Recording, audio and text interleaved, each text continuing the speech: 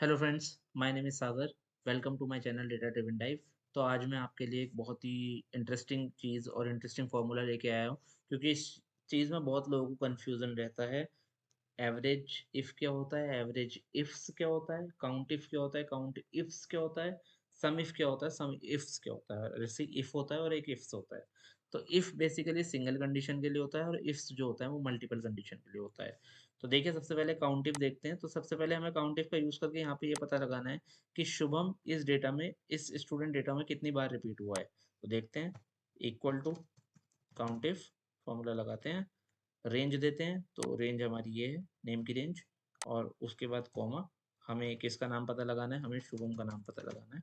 तो शुभम हम दे देंगे डबल कोट्स में और एंटर कर देंगे। तो देखिए, हमारे पास आ गया कि शुभम 6 बार इस डेटा में रिपीट हुआ है। अब काउंट इफ्स का यूज करके हमें ये पता लगाना है कि शुभम 8th क्लास में कितनी बार रिपीट हुआ है। तो यहाँ पे हम मल्टीपल कंडीशन देंगे। तो देखते हैं count ifs, bracket start, criteria range 1।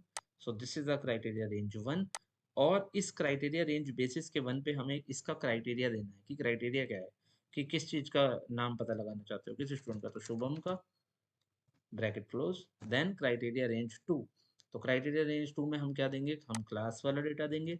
और किस क्लास की बात कर रहे हैं हम क्राइटेरिया रेंज 2 में, हम 8th क्लास की बात कर रहे हैं। 8 डबल कोट्स में एंटर।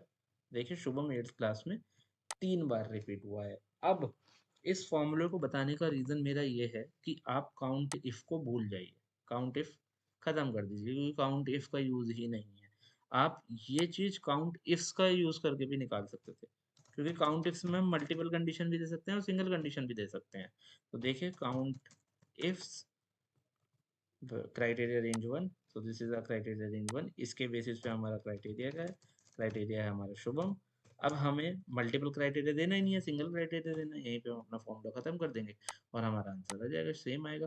बट हम इस चीज को काउंट इफ से नहीं निकाल सकते थे, इसको हम काउंट इफ से ही निकालना पड़ेगा, क्योंकि काउंट इफ मल्टीपल कंडीशन के लिए काउंट इफ होता है।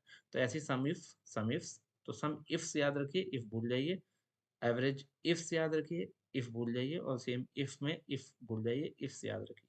ठीक है। तो इस तरीके से हम इस फॉर्मूले को अरेंज कर सकते हैं। अगर आपको वीडियो पसंद आई, वीडियो को लाइक कीजिए, चैनल को सब्सक्राइब कीजिए, बेल आइकन पर क्लिक कीजिए। अगर आपने ऑलरेडी चैनल को सब्सक्राइब कर रखा है तो वीडियो अपने फ्रेंड्स को शेयर कीजिए, ताकि वो भी कुछ नया और इम्पोर्टेंट सीख सके। Thank you very much. Bye bye. Take care.